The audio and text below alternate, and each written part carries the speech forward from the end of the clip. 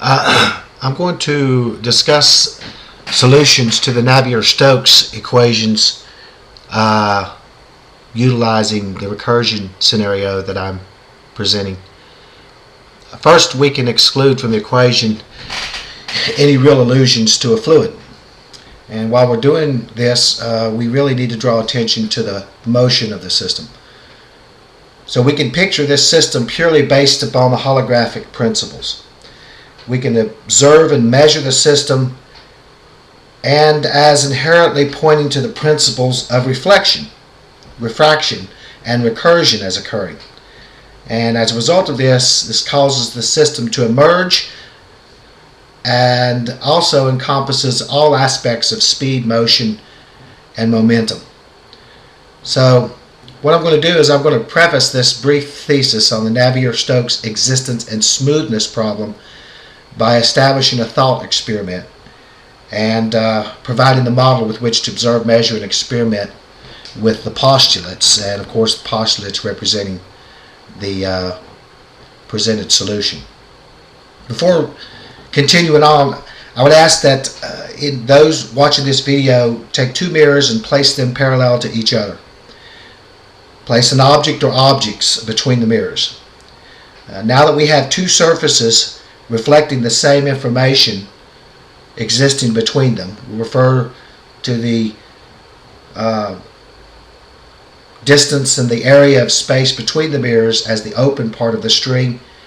Each mirror represents a beginning point or a side to a string, a static closed string beginning on the surface and ensuing into the recursion on both sides. These are the closed parts of the strings, right, left, and we have the accompanying and more relevant open part of the string. But it's a continuity. The whole system represents the whole value, the whole volume, the whole length, whatever, of the string, even though a great portion of that string represents virtual information as opposed to real information in the open part, the real object, and real reflected information existing on the surfaces of both mirrors.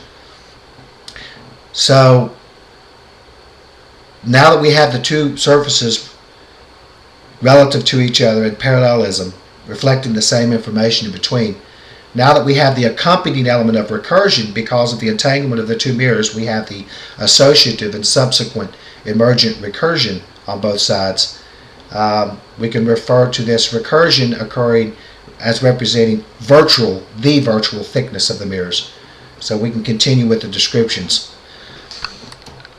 So while viewing the recursive layers or membranes, the stages of asserted individual reflections going down the lattice of recursion, while we're looking at these layers of membranes, and we refer to the whole oscillator as being representing the mechanism of recursion, the dynamical aspects of the system. So while we're looking at this,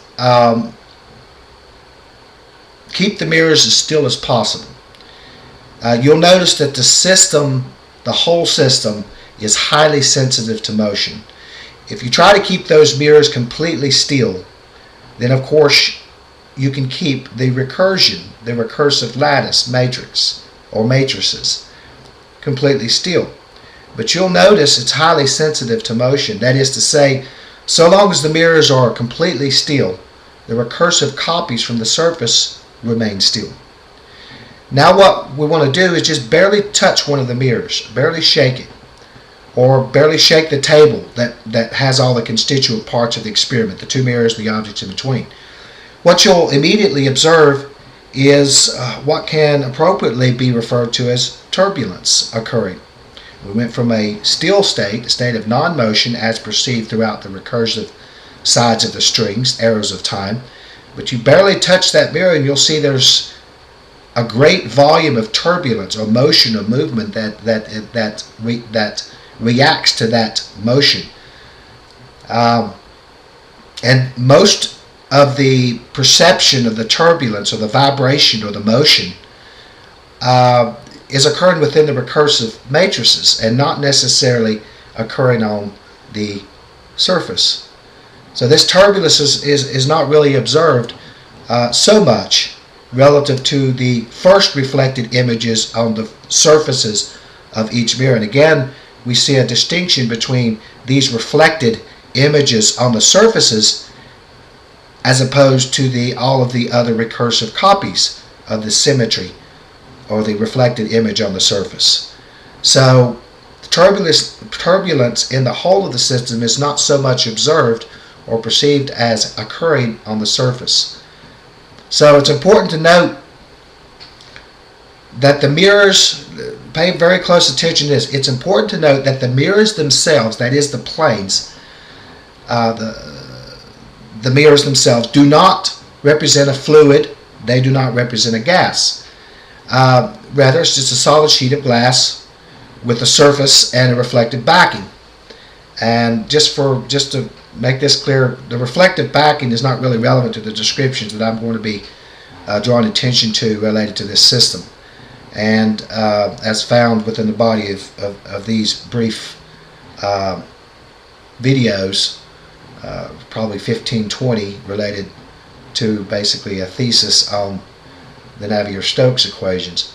So really this backing is not going to be referred to again.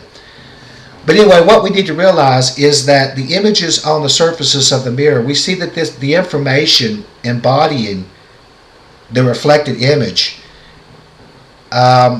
is merely reflected information. So the state of information, not the mirror itself, but the information on the mirror, existing on the plane, it's reflected. It's just an image. So we cannot say that it's gas, a fluid, or a solid. It's neither.